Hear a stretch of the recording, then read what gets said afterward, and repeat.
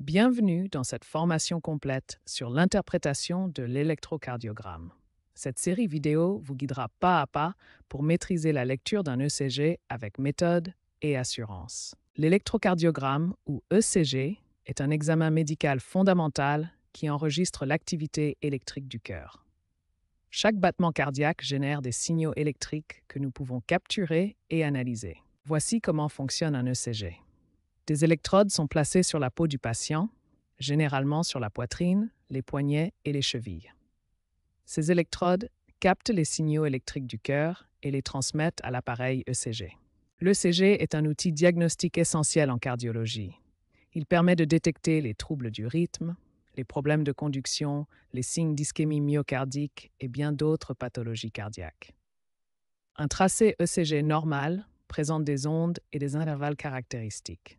Chaque composant a une signification physiologique précise qu'il faut savoir reconnaître et interpréter. Cette formation s'adresse spécialement aux étudiants en médecine, externes et internes, qui souhaitent acquérir une méthode rigoureuse et reproductible pour interpréter les ECG en pratique clinique. Notre approche sera méthodique et systématique. Nous vous enseignerons une méthode reproductible, étape par étape, pour analyser chaque ECG avec confiance et précision diagnostique. Commençons maintenant notre parcours d'apprentissage. Dans les sections suivantes, nous découvrirons ensemble tous les aspects de l'interprétation ECG, depuis les bases jusqu'aux cas les plus complexes. Bienvenue dans cette formation complète sur l'interprétation de l'électrocardiogramme. Cette vidéo vous donnera toutes les compétences nécessaires pour analyser un ECG de manière systématique et professionnelle. Vous apprendrez d'abord les compétences fondamentales d'analyse. Cela inclut l'analyse du rythme cardiaque pour déterminer si le cœur bat de manière régulière ou irrégulière. Ensuite, vous maîtriserez le calcul de la fréquence cardiaque, une compétence essentielle pour évaluer si le rythme est normal, trop rapide ou trop lent. Vous développerez ensuite des compétences avancées de mesure. L'évaluation de l'axe électrique du cœur vous permettra de comprendre l'orientation de l'activité électrique cardiaque. La mesure précise des intervalles PR, QRS et QT est cruciale pour détecter les troubles de conduction et les anomalies du rythme cardiaque. L'identification des ondes P, QRS, T et U constitue la base de l'interprétation ECG. Chaque onde représente une phase spécifique de l'activité électrique cardiaque. Enfin, vous apprendrez à reconnaître les principales anomalies pathologiques. Cela inclut les troubles du rythme, comme les tachycardies et bradycardies, ainsi que les blocs de conduction. Nous examinerons également les anomalies électrolytiques, comme les variations du potassium, qui peuvent avoir des effets dramatiques sur l'ECG et nécessitent une reconnaissance immédiate. Notre approche pédagogique combine des explications claires, des exemples concrets et des cas pratiques. Cette méthode systématique vous permettra de développer une expertise solide et durable en interprétation ECG. À la fin de cette formation, vous posséderez toutes les compétences nécessaires pour interpréter un ECG de manière professionnelle et systématique. Commençons maintenant votre apprentissage.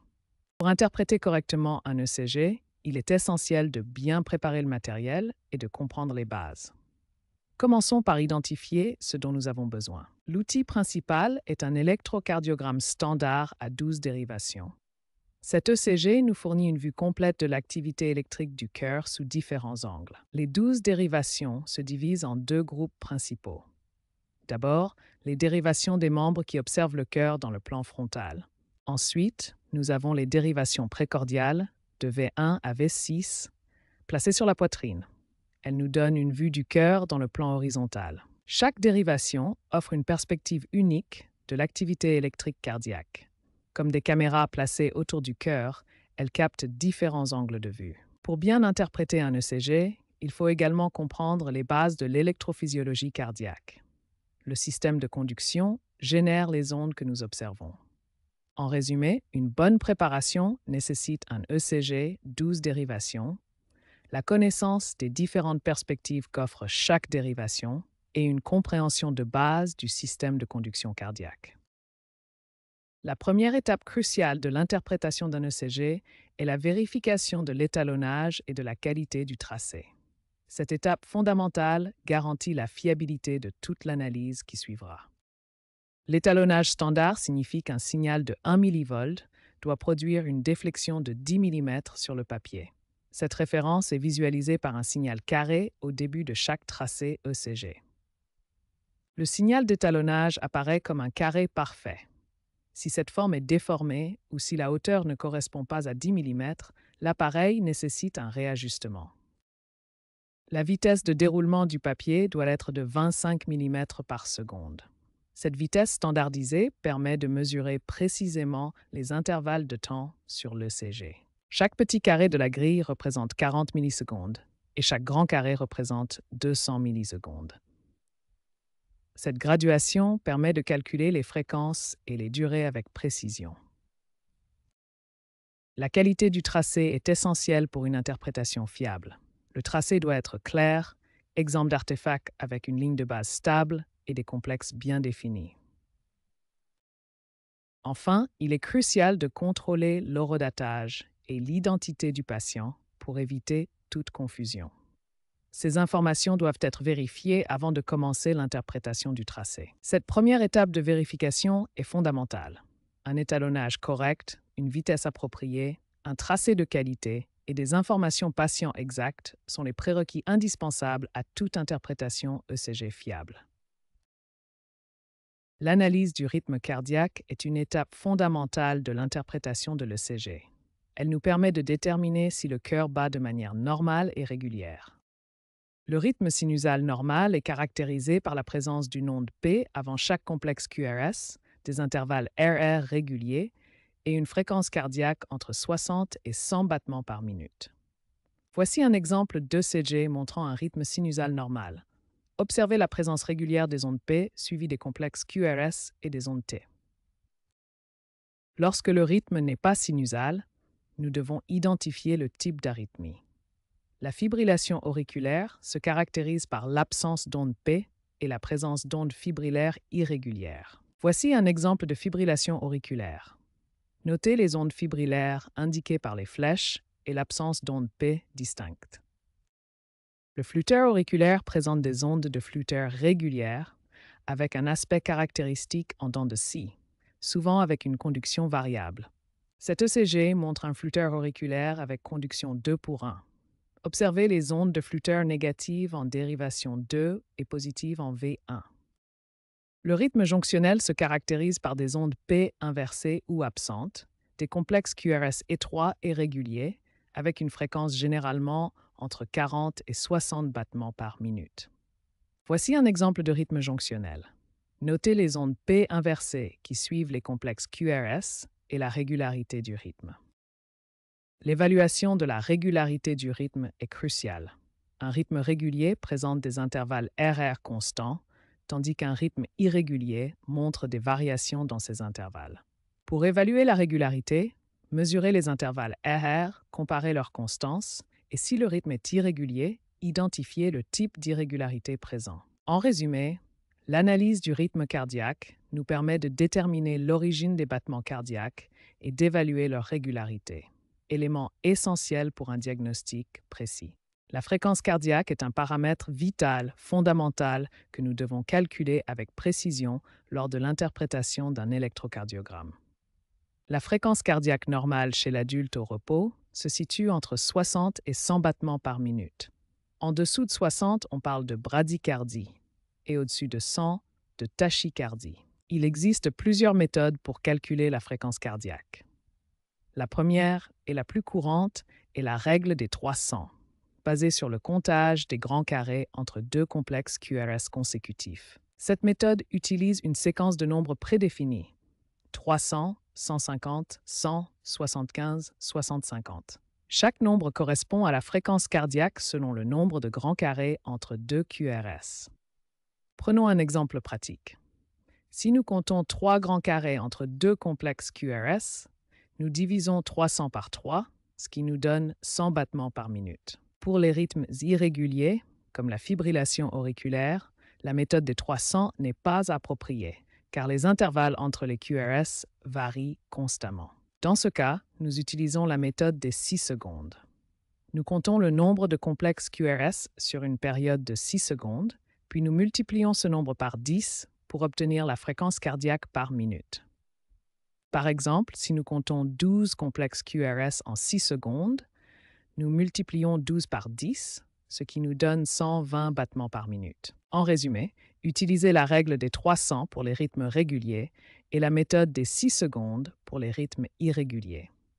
Ces deux techniques vous permettront de calculer avec précision la fréquence cardiaque dans toutes les situations cliniques. L'axe électrique du cœur représente la direction générale de la dépolarisation ventriculaire. C'est un paramètre fondamental de l'analyse électrocardiographique qui nous renseigne sur l'orientation du vecteur électrique moyen du cœur. L'axe électrique normal se situe entre moins 30 degrés et plus 90 degrés. Cette plage correspond à l'orientation physiologique du vecteur de dépolarisation ventriculaire chez un individu sain. Pour déterminer l'axe électrique, nous utilisons principalement les dérivations I et AVF. Cette méthode simple permet de localiser l'axe dans l'un des 4 cadrans du plan frontal. L'analyse de la morphologie du complexe QRS est cruciale. Un QRS est considéré comme positif quand l'onde R est plus grande que l'onde S, négatif dans le cas contraire, et équiphasique quand les deux ondes sont égales. Le diagramme circulaire nous montre les différents types de déviation axiale. L'axe normal se situe dans le cadran inférieur droit, la déviation axiale gauche dans le cadran supérieur droit et la déviation axiale droite dans le cadran inférieur gauche. Le triangle d'Einthoven constitue le système de référence hexaaxial pour l'analyse de l'axe électrique. Chaque dérivation correspond à un angle spécifique dans le plan frontal, permettant une localisation précise de l'axe. La signification clinique des déviations axiales est importante. Un axe normal indique une position anatomique normale du cœur.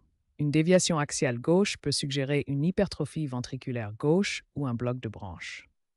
Une déviation axiale droite peut indiquer une hypertrophie ventriculaire droite ou une embolie pulmonaire. En résumé, la détermination de l'axe électrique est une étape fondamentale de l'interprétation électrocardiographique.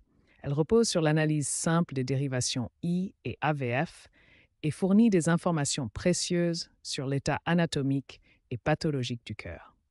Nous allons maintenant apprendre à mesurer les 3 intervalles essentiels de l'ECG, les intervalles PR, QRS et QT. Ces mesures sont cruciales pour détecter les anomalies de conduction cardiaque. Voici un tracé ECG normal où nous pouvons identifier clairement les différents intervalles. Chaque intervalle correspond à une phase spécifique de l'activité électrique cardiaque. Commençons par l'intervalle PR. Il se mesure du début de l'onde P au début du complexe QRS.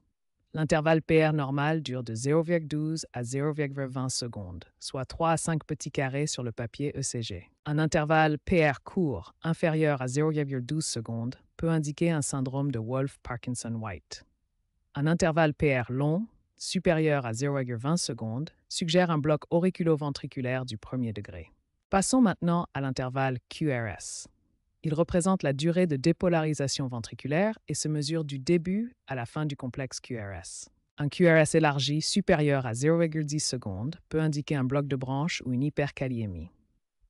Voici un exemple de bloc de branche gauche avec un QRS élargi. L'intervalle QT est le plus complexe à interpréter car il doit être corrigé en fonction de la fréquence cardiaque. Nous utilisons la formule de Bazet pour calculer le QTC. La formule de Bazet permet de corriger l'intervalle QT. QTC égale QT divisé par la racine carrée de l'intervalle RR. Un QTC normal est inférieur à 440 millisecondes chez l'homme et 460 millisecondes chez la femme. Un QTC prolongé augmente significativement le risque de torsade de pointe, une arythmie ventriculaire potentiellement mortelle. Voici un exemple de cette arythmie dangereuse. En résumé, la mesure précise des intervalles PR, QRS et QT est essentielle pour détecter les troubles de conduction et les risques arythmiques. Ces mesures doivent toujours être interprétées dans le contexte clinique du patient. Nous abordons maintenant l'étape 6 de l'interprétation ECG, l'analyse détaillée des ondes P, QRS, T et U. Cette étape est cruciale pour identifier les anomalies cardiaques. Voici un tracé ECG normal où nous pouvons identifier clairement les 4 types d'ondes principales. Chaque onde correspond à une phase spécifique de l'activité électrique cardiaque. L'onde P représente la dépolarisation atriale. Dans un ECG normal, elle doit être positive dans les dérivations I, 2 et AVF et négative en AVR. Sa durée ne doit pas dépasser 120 millisecondes. L'absence d'onde P ou sa morphologie anormale peut indiquer une arythmie atriale, comme la fibrillation atriale visible sur l'exemple du bas, où les ondes P sont remplacées par des oscillations irrégulières. Le complexe QRS représente la dépolarisation ventriculaire. Il doit être analysé selon 3 paramètres: l'amplitude, la morphologie et la durée, qui ne doit pas dépasser 120 millisecondes. Un QRS élargi, dépassant 120 millisecondes, indique un trouble de la conduction intraventriculaire, comme visible dans cet exemple où le QRS mesure environ 140 millisecondes. L'onde T représente la repolarisation ventriculaire. Elle doit être asymétrique avec une pente ascendante lente et descendante rapide et avoir la même polarité que le complexe QRS. Des ondes T inversées ou aplaties peuvent indiquer une ischémie ou un infarctus myocardique. L'exemple montre le syndrome de Wellens avec des inversions caractéristiques des ondes T. L'onde U est parfois visible après l'onde T. Elle est normalement de faible amplitude et de même polarité que l'onde T. Elle peut devenir plus proéminente dans certaines conditions pathologiques. Une onde U proéminente peut indiquer une hypokaliémie, comme visible dans cet exemple où les ondes U sont particulièrement marquées dans les dérivations V4 et V5. En résumé, l'analyse des ondes ECG nécessite une approche systématique. Chaque onde a ses caractéristiques normales spécifiques et leurs anomalies peuvent révéler des pathologies cardiaques importantes. Les tachycardies représentent un groupe important de troubles du rythme cardiaque. Par définition, une tachycardie correspond à un rythme cardiaque rapide avec une fréquence supérieure à 100 battements par minute. Les tachycardies se classent en 2 grandes catégories selon leur origine. Les tachycardies supraventriculaires naissent au-dessus des ventricules et présentent généralement un QRS étroit. Les tachycardies ventriculaires, plus graves, naissent dans les ventricules et montrent un QRS large. Les tachycardies supraventriculaires comprennent plusieurs types distincts. Voici 3 exemples importants. La fibrillation auriculaire avec son rythme totalement irrégulier, le flutter auriculaire avec son pattern caractéristique en dents de scie, et la tachycardie supraventriculaire paroxystique avec son rythme régulier et rapide. Le flutter auriculaire présente un aspect très caractéristique en dents de scie. La fréquence auriculaire est très rapide, entre 250 et 350 battements par minute, mais la conduction vers les ventricules est généralement bloquée de façon variable, créant des rapports de conduction de 2 pour 1, 3 pour 1 ou 4 pour 1. La tachycardie paroxystique supraventriculaire se caractérise par un début et une fin brutaux. Le rythme est régulier et rapide, généralement entre 150 et 250 battements par minute. Le QRS reste étroit et les ondes P sont souvent masquées par la fréquence élevée.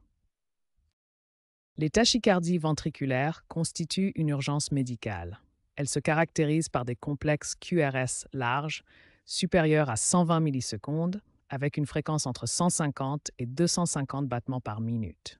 Il peut exister une dissociation auriculo-ventriculaire. Le risque majeur est l'évolution vers une fibrillation ventriculaire.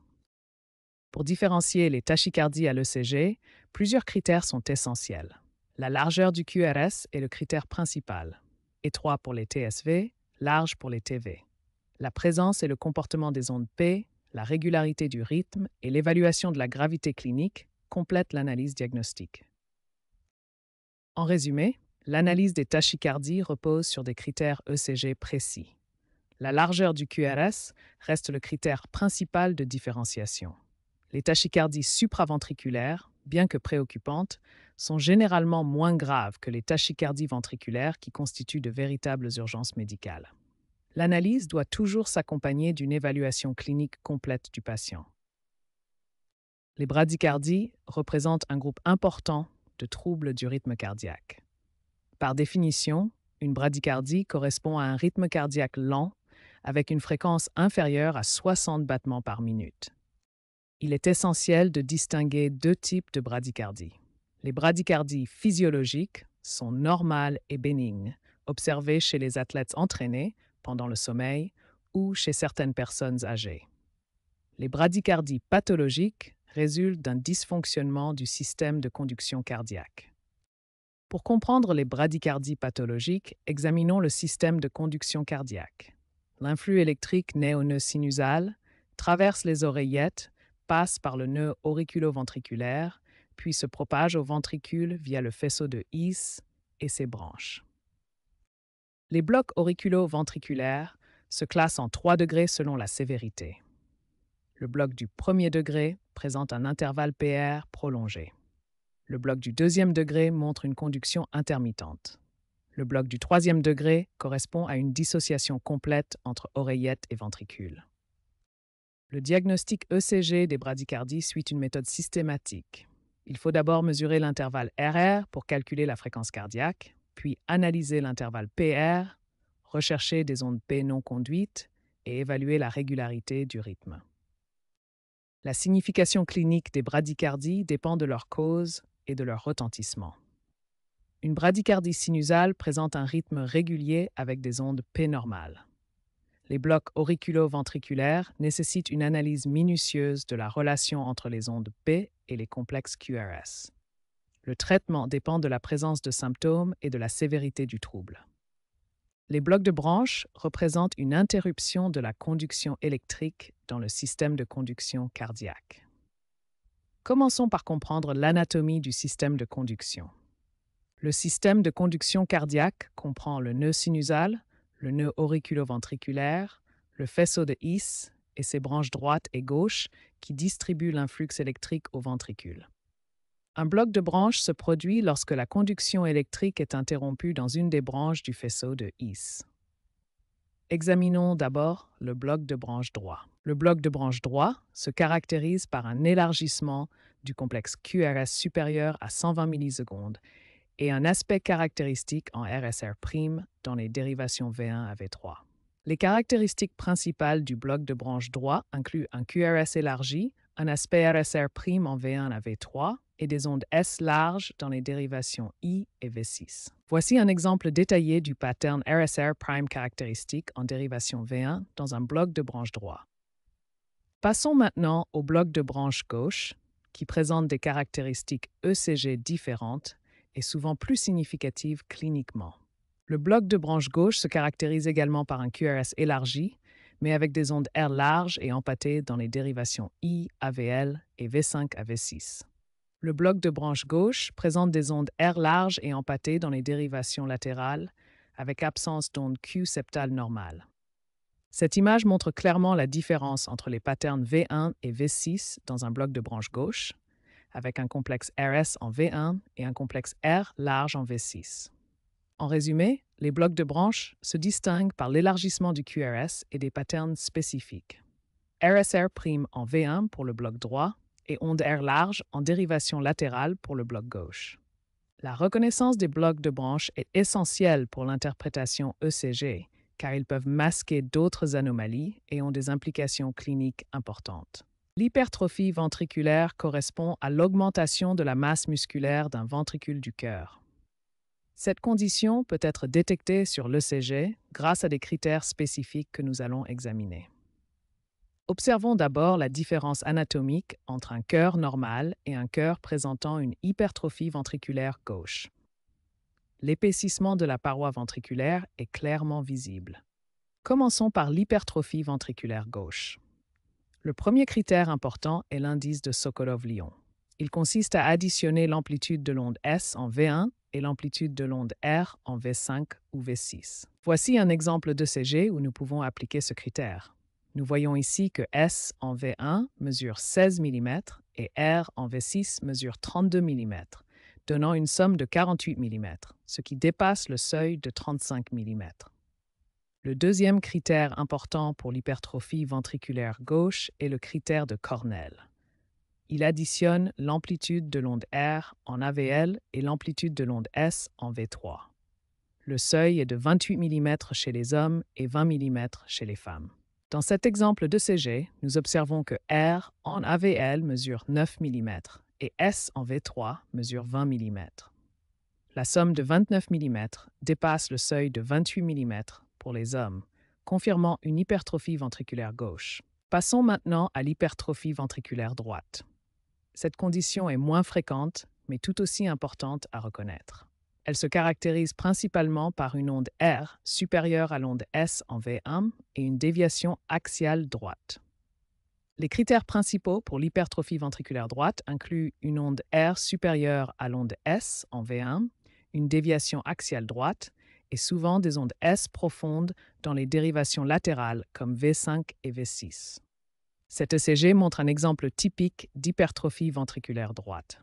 Notez les ondes R hautes en V1, les ondes S profondes dans les dérivations latérales et la déviation axiale droite marquée à moins 135 degrés. En résumé, pour diagnostiquer les hypertrophies ventriculaires sur l'ECG, retenez ces critères essentiels. Pour l'hypertrophie ventriculaire gauche, utilisez Sokolow-Lyon ou Cornell. Pour l'hypertrophie ventriculaire droite, recherchez une onde R dominante en V1 et une déviation axiale droite. L'ischémie et l'infarctus du myocarde représentent deux conditions critiques qui affectent l'apport sanguin au muscle cardiaque. Comprendre leurs manifestations sur l'ECG est essentiel pour un diagnostic rapide et précis.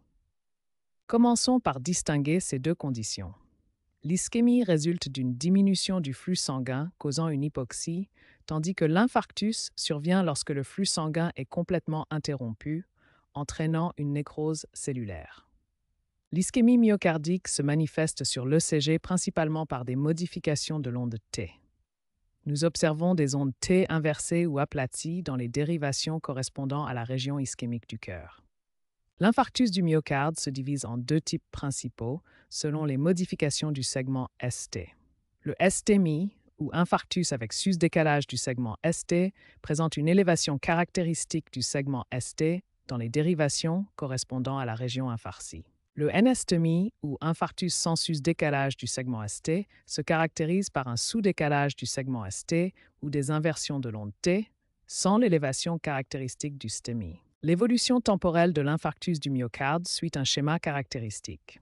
Les changements ECG évoluent depuis l'onde T pointue initiale jusqu'à la formation de l'onde Q pathologique, en passant par l'élévation du segment ST. En pratique clinique, l'ECG 12 dérivation permet de localiser précisément la région du myocarde affectée. Chaque dérivation correspond à une zone spécifique du cœur, facilitant ainsi le diagnostic et la prise en charge thérapeutique. La péricardite est une inflammation du péricarde, la membrane qui entoure le cœur.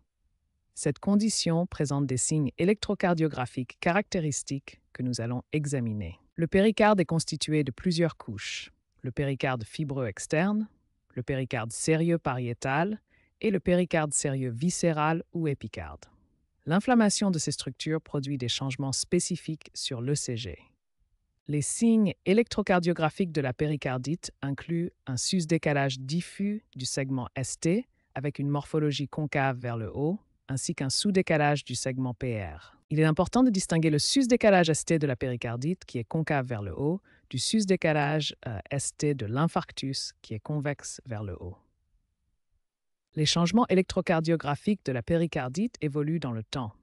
Initialement, on observe un sus-décalage ST diffus, puis une normalisation progressive, parfois suivie d'une inversion des ondes T. La péricardite peut également entraîner un épanchement péricardique, qui se manifeste par une accumulation de liquide dans l'espace péricardique. Cette complication est mieux visualisée par échocardiographie que par ECG. En résumé, la péricardite se caractérise par un sus-décalage ST diffus et concave, un sous-décalage PR et une évolution temporelle spécifique. L'échocardiographie reste l'examen de choix pour détecter un épanchement péricardique associé. Les déséquilibres électrolytiques, particulièrement les variations du potassium, ont un impact majeur sur l'électrocardiogramme. Le potassium joue un rôle crucial dans la polarisation et la dépolarisation des cellules cardiaques. Commençons par l'hyperkaliémie, qui correspond à un taux de potassium sanguin élevé, généralement supérieur à 5,5 mmol par litre. Cette condition produit des changements caractéristiques sur l'ECG. L'hyperkaliémie provoque plusieurs modifications ECG progressives. D'abord, nous observons des ondes T pointues et amples, particulièrement visibles dans les dérivations précordiales. Avec l'augmentation progressive du potassium, nous observons un élargissement du complexe QRS, un aplatissement puis une disparition de l'onde P et, dans les cas extrêmes, une évolution vers un rythme sinusoïdal. À l'opposé, l'hypokaliémie correspond à un taux de potassium bas, généralement inférieur à 3,5 mmol par litre. Cette condition produit des changements ECG différents mais tout aussi importants à reconnaître. L'hypokaliémie se manifeste par un aplatissement de l'onde T, l'apparition d'une onde U proéminente après l'onde T et parfois un sous-décalage du segment ST. Pour mieux comprendre ces variations, observons cette comparaison directe entre un ECG normal, l'hypokaliémie et hyperkaliémie. Notez les différences caractéristiques dans la morphologie des ondes. En résumé, la reconnaissance des anomalies électrolytiques du potassium sur l'ECG est cruciale pour le diagnostic et la prise en charge rapide. Ces changements peuvent être subtils au début, mais deviennent potentiellement mortels si non traités. Les variations du calcium sanguin ont un impact direct sur l'électrocardiogramme, particulièrement sur l'intervalle QT. Comprendre ces modifications est essentiel pour l'interprétation clinique. Le calcium joue un rôle fondamental dans la contraction cardiaque. Il permet l'interaction entre les filaments d'actine et de myosine, générant la force contractile du muscle cardiaque. Les concentrations normales de calcium sérique se situent entre 2,2 et 2,6 mmol par litre. Des variations au-delà de ces valeurs affectent directement l'activité électrique cardiaque. L'intervalle QT représente la durée totale de la dépolarisation et repolarisation ventriculaire. Le calcium influence directement cette durée par son action sur les canaux ioniques. L'hypercalcémie, caractérisée par un taux de calcium élevé, raccourcit l'intervalle QT. Cette modification peut être subtile, mais devient significative dans les cas sévères. À l'inverse, l'hypocalcémie prolonge l'intervalle QT. Cette prolongation augmente le risque d'arythmie ventriculaire, notamment les torsades de pointe. Au niveau cellulaire, le calcium influence les potentiels d'action cardiaque. Ces graphiques montrent comment les variations de calcium modifient la forme et la durée des potentiels d'action. Les anomalies sévères du calcium peuvent entraîner des arythmies dangereuses.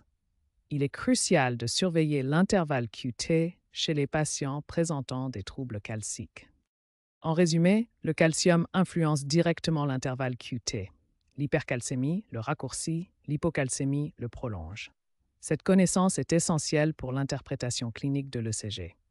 L'électrocardiogramme de l'athlète présente des particularités importantes qui nécessitent une interprétation spécialisée.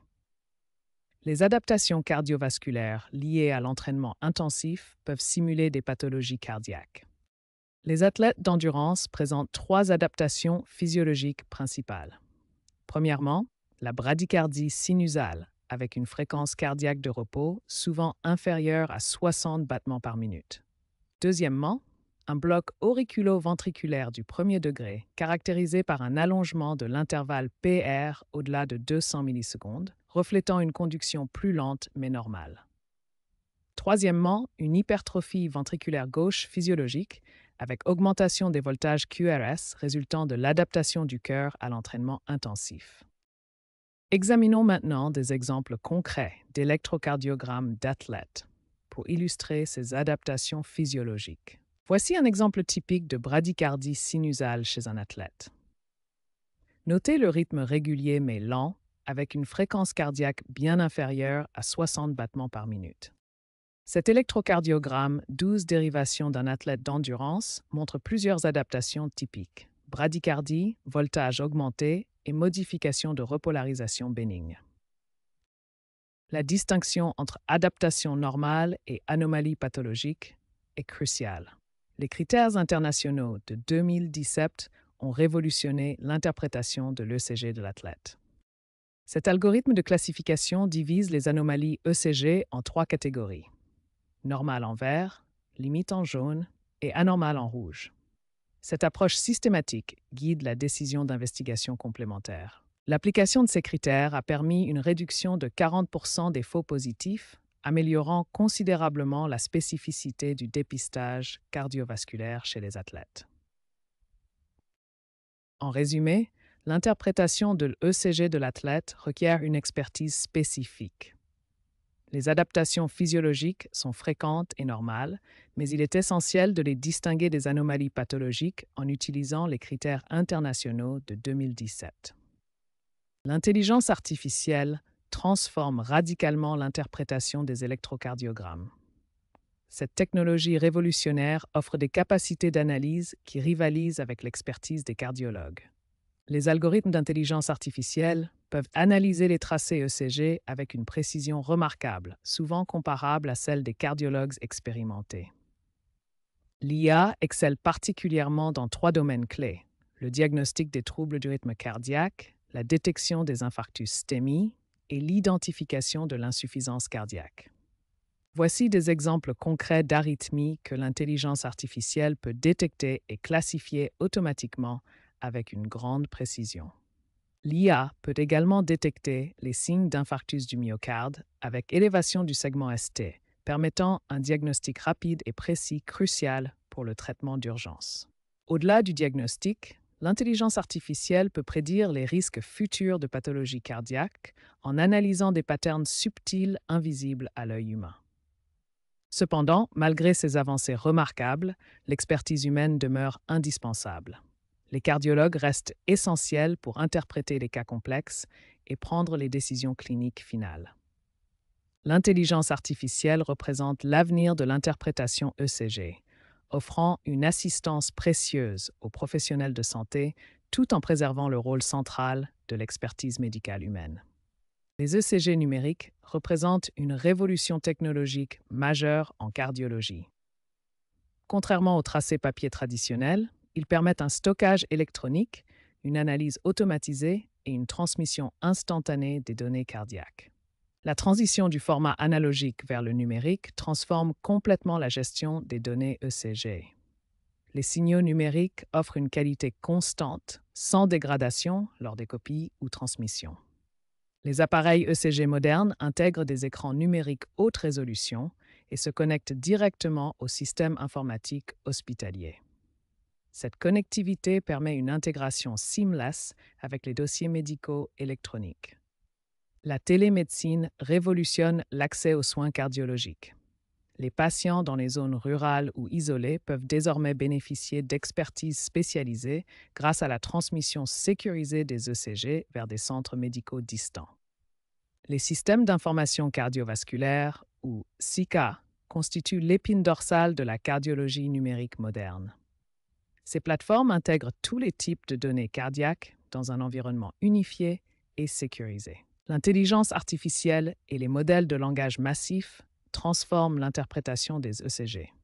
Ces systèmes peuvent analyser simultanément les tracés ECG, l'historique médical du patient et ses symptômes pour assister les médecins dans leur diagnostic. L'avenir de l'ECG numérique réside dans l'intégration complète de toutes les sources de données cardiaques. Des moniteurs implantables aux appareils portables, tous ces dispositifs convergeront vers des plateformes unifiées pour une vision globale de la santé cardiaque du patient. Les appareils ECG portables révolutionnent la surveillance cardiaque en permettant aux patients d'enregistrer leur électrocardiogramme à domicile, offrant une nouvelle dimension à la télémédecine cardiaque. Les appareils ECG portables permettent aux patients d'effectuer des enregistrements électrocardiographiques en dehors du cadre hospitalier. Ces dispositifs compacts se connectent facilement aux systèmes de monitoring médicaux professionnels. Les montres intelligentes ECG représentent l'avenir de la surveillance cardiaque personnelle. Grâce aux innovations algorithmiques, ces dispositifs peuvent détecter des arythmies et mesurer la fréquence cardiaque avec une précision remarquable. Les systèmes ECG sans fil offrent une liberté de mouvement totale aux patients tout en transmettant les données physiologiques en temps réel aux équipes médicales. Ces technologies permettent une surveillance continue sans contrainte physique. Ces technologies révolutionnaires améliorent considérablement le confort et la commodité des patients. Elles permettent une surveillance cardiaque discrète et continue, réduisant le stress lié aux examens médicaux traditionnels tout en maintenant une qualité de diagnostic élevée. Les appareils ECG portables et sans fil transforment la cardiologie moderne en rendant la surveillance cardiaque accessible, confortable et continue, ouvrant la voie à une médecine préventive personnalisée. L'avenir de l'électrocardiographie est en pleine révolution. Les nouvelles technologies transforment radicalement la façon dont nous enregistrons, analysons et interprétons les signaux cardiaques. La première grande tendance est l'intelligence artificielle pour l'interprétation des ECG. Les algorithmes AI peuvent maintenant égaler la précision des cardiologues pour de nombreux diagnostics. La deuxième tendance majeure est l'intégration complète de toutes les données ECG.